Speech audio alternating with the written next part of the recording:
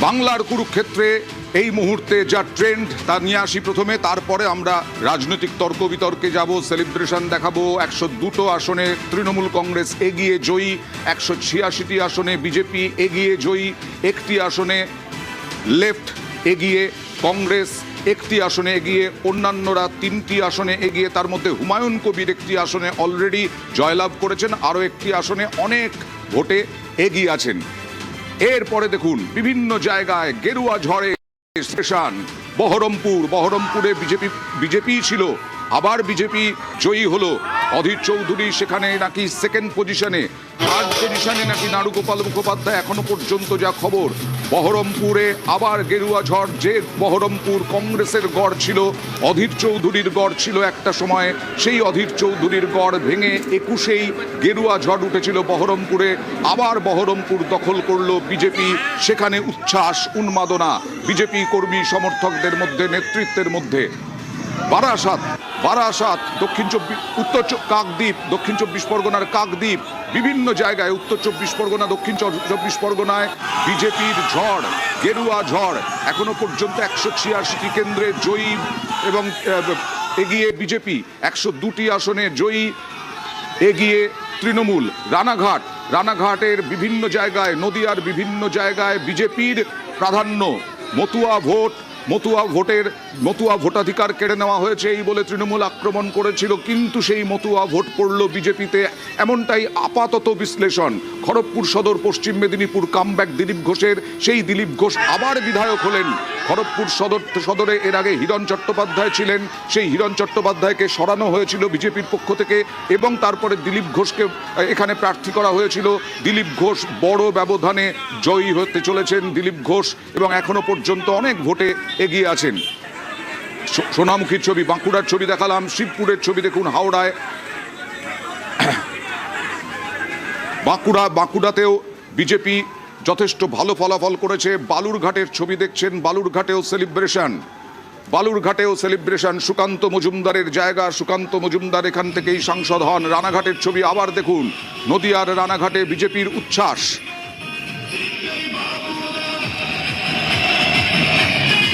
কালিম্পংয়ের ছবি দেখুন, পাহাড়েও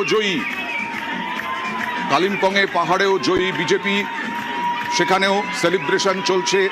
এখন 169টা আসনে বিজেপি এগিয়ে রয়েছে, 17টাতে জয়ী হয়ে গেছে অলরেডি বিজেপি। তৃণমূল কংগ্রেস 102-এ এগিয়ে এবং জয়ী, বিজেপি 186-তে জয়ী এবং এগিয়ে।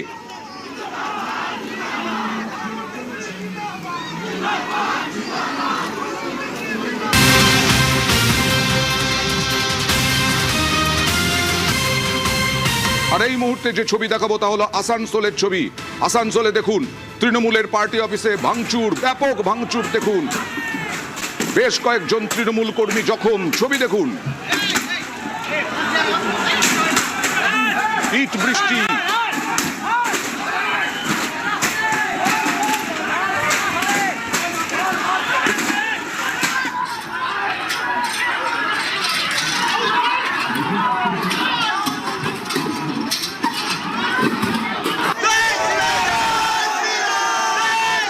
কেন্দ্রীয় বাহিনী সামাল দেওয়ার চেষ্টা করছে, পরিস্থিতি নিয়ন্ত্রণের চেষ্টা করছে, কিন্তু ভাঙচুর, চেয়ার ভাঙচুর, তৃণমূল ক্যাম্প অফিস ভাঙচুর। আসানসোলের ছবি দেখছেন, যথেষ্ট উত্তেজনা আসানসোলে। কেন্দ্রীয় বাহিনীর তাড়া।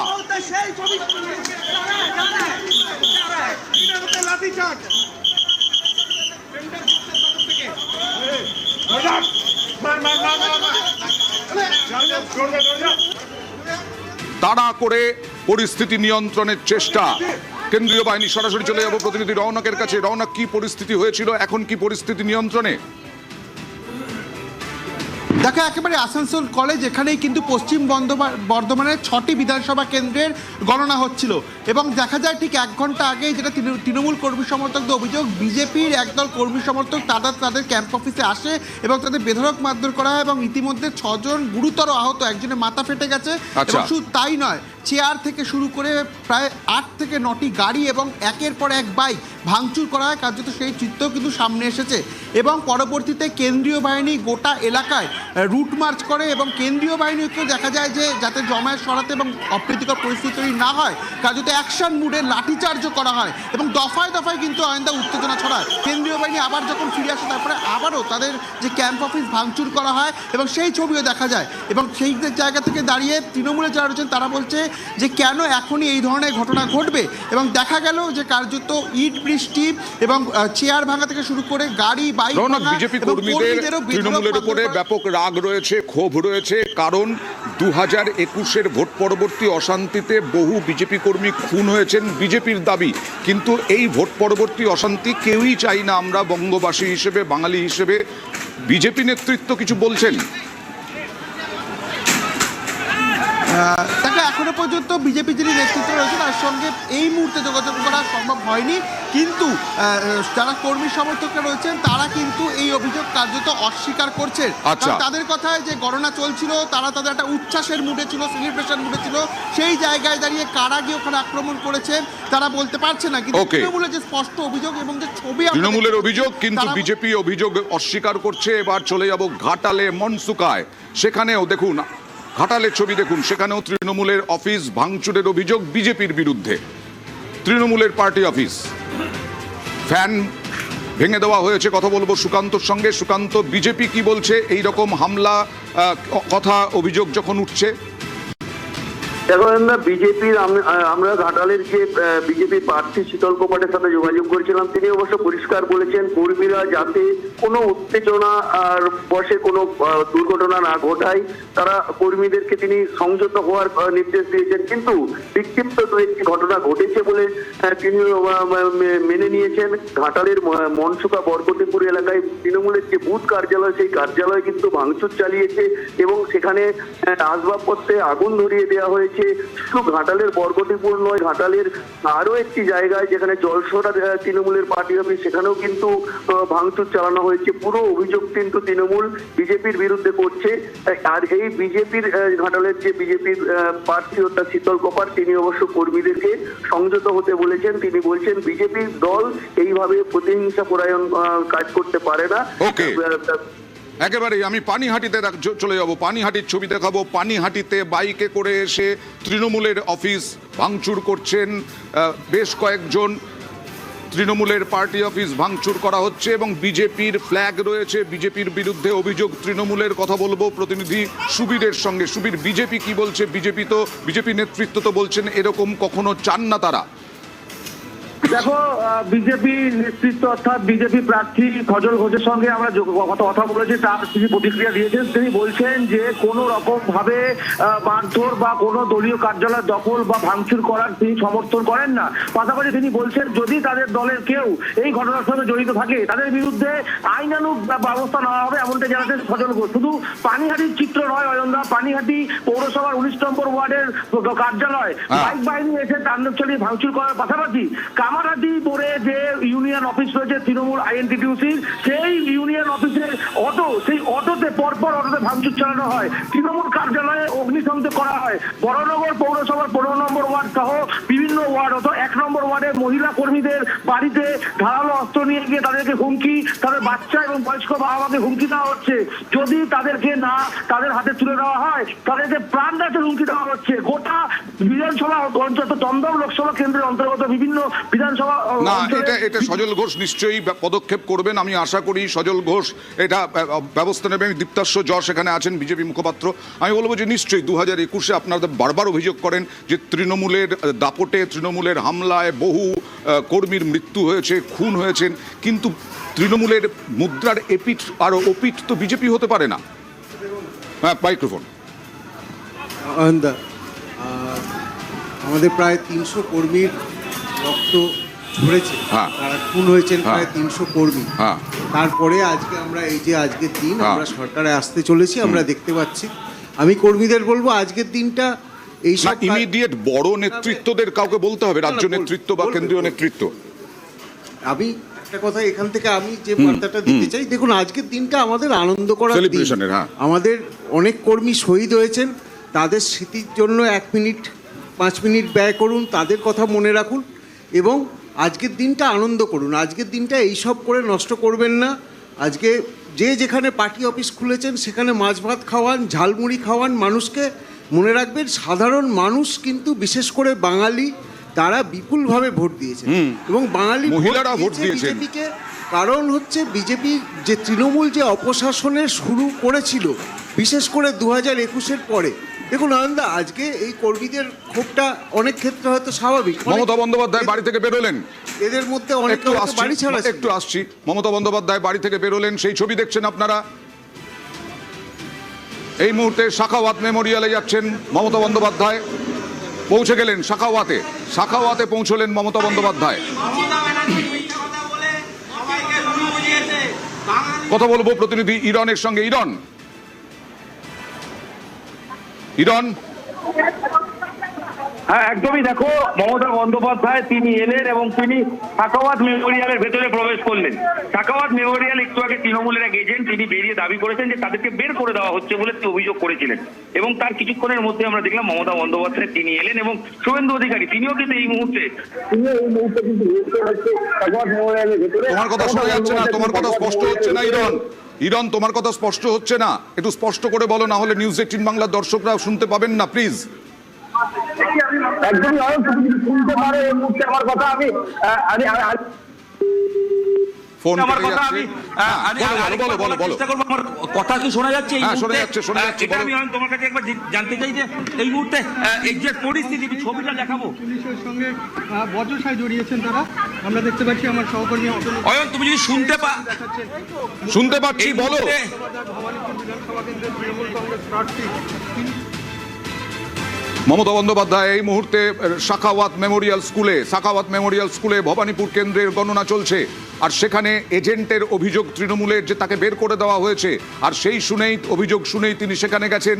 শুভেন্দু অধিকারীও যা বললেন কিছুটা শোনা গেল। শুভেন্দু অধিকারীও এই মুহূর্তে সাখাওয়াত মেমোরিয়াল স্কুলে। আবারও যুযুধান, আবারও পরিস্থিতি উত্তপ্ত।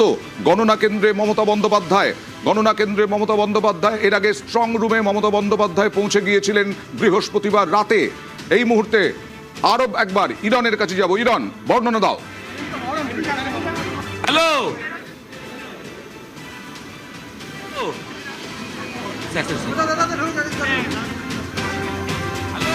ইরন, বর্ণনা দাও।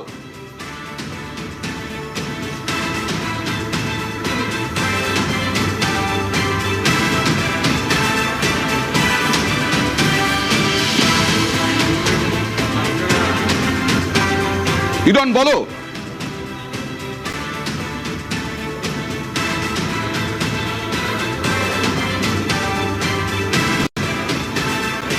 এই মুহূর্তে মমতা বন্দ্যোপাধ্যায় তিনি সাখাওয়াত মেমোরিয়াল স্কুলে এসছেন। এই মুহূর্তে তিনি সাখাওয়াত মেমোরিয়াল স্কুলে এসছেন। আমরা দেখছিলাম 12 রাউন্ডের ঘোষণা পর্যন্ত সরকারিভাবে হয়েছিল, তারপরে প্রায় 45 মিনিট পেরিয়ে গেছে, তারপর থেকে কোনো রকম ঘোষণা আর করা হয়নি। শুভেন্দু অধিকারী ইতিমধ্যে ভেতরে রয়েছেন এবং কিছুক্ষণ আগে তৃণমূলের এক এজেন্ট বাবলু সিং তিনি বেরিয়ে যান এবং তিনি দাবি করেন যে তাদেরকে বের করে দেওয়া হয়েছে। এই অভিযোগ তিনি করে কিছুক্ষণ আগে তিনি বেরিয়ে যান। এই মুহূর্তে মমতা বন্দ্যোপাধ্যায় তিনি সাখাওয়াত মেমোরিয়াল স্কুলের ভেতরে প্রবেশ করেছেন, তিনি এককভাবে ভেতরে প্রবেশ করেছেন এবং তিনি এই মুহূর্তে ভেতরে রয়েছেন। শুভেন্দু অধিকারী তিনিও ভেতরে রয়েছেন। যে ঘটনাক্রম যদি বলি, যে লাস্ট যে ঘোষণা হয়েছে অয়ন 12 রাউন্ড পর্যন্ত, সেখানে 7,445 ভোটে এগিয়ে রয়েছেন মমতা বন্দ্যোপাধ্যায়, কিন্তু তারপর প্রায় 45 মিনিটের বেশি সময় হয়ে যাওয়ার পরেও আর কোনো রাউন্ড ঘোষণা করা হয়নি। এবং কিছুক্ষণ আগে যেটা শুনছিলাম আমরা, যে তৃণমূলের এক এজেন্ট তিনি বেরিয়ে দাবি করেন যে তাদেরকে বের করে দেওয়া হচ্ছে। কয়েকজন কংগ্রেসের এজেন্টও তারা দাবি করে থাকেন যে তাদেরকে বের করে দেওয়া হচ্ছে।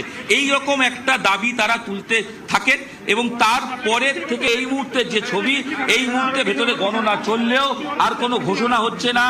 যে যুযুধান দুই প্রতিপক্ষ মমতা বন্দ্যোপাধ্যায় এবং শুভেন্দু অধিকারী, তারা দুজনেই ভেতরে রয়েছেন সাখাওয়াত মেমোরিয়াল স্কুলের ভেতরে।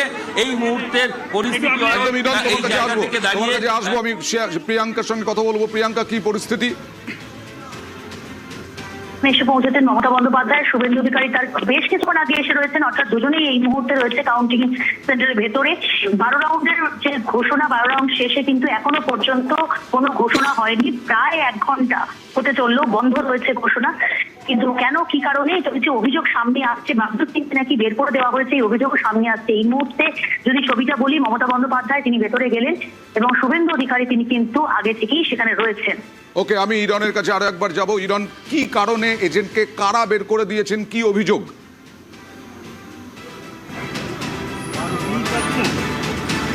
দেখো এই মুহূর্তের অভিযোগ যে এজেন্ট বেরিয়েছিলেন তৃণমূলের এজেন্ট বাবলু সিং, তার দাবি অনুযায়ী যে বিজেপির পক্ষ থেকে তাকে বের করে দেওয়া হয়েছে বলে এরকম অভিযোগ তিনি করেছেন।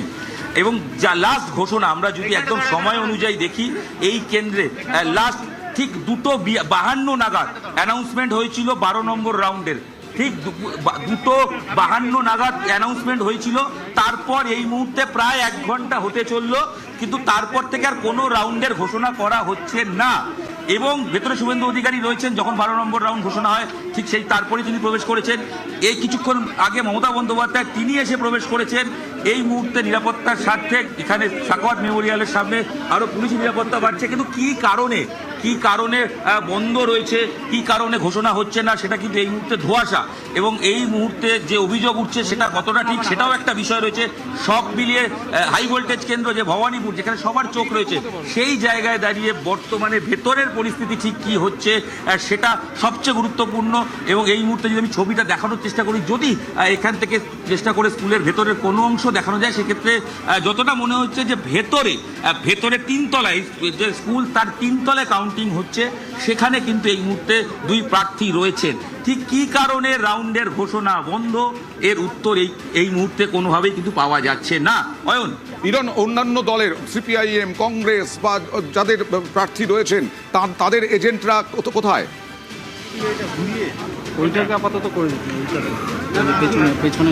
অয়ন, সিপিআইএম এর যে প্রার্থী তিনি ভেতরে রয়েছেন, তিনি এখনো বেরোননি বলেই খবর। কিন্তু কংগ্রেসের প্রার্থী তাকে সকাল থেকে ভেতরে দেখা যায়নি, সেক্ষেত্রে তিনি ভেতরে এই মুহূর্তে নেই, সেটাই জানা যাচ্ছে। তবে এই সিপিআইএম এর প্রার্থী তিনি রয়েছেন। কয়েকজন কংগ্রেসের এজেন্ট বেরিয়েছিলেন, তাদের দাবি তাদেরকে বের করে দেওয়া হয়েছে, তারা বেরিয়ে চলে গেছে 4 থেকে 5 জন। এবং অন্যদিকে অবশ্যই যে বাবলু সিং, যার কথা বললাম, যে তৃণমূলের এজেন্ট, তিনিও দাবি করেছেন যে এই জায়গায় তাকেও বের করে দেওয়া হয়েছে। এবং এই মুহূর্তে দেখো এই মুহূর্তে পুলিশের ফোর্স আরও বেড়েছে। এবং এই মুহূর্তে শুভেন্দু অধিকারী, মমতা বন্দ্যোপাধ্যায় দুজনেই ভেতরে রয়েছেন, দুজনেই কাউন্টিং সেন্টারের ভেতরে রয়েছেন।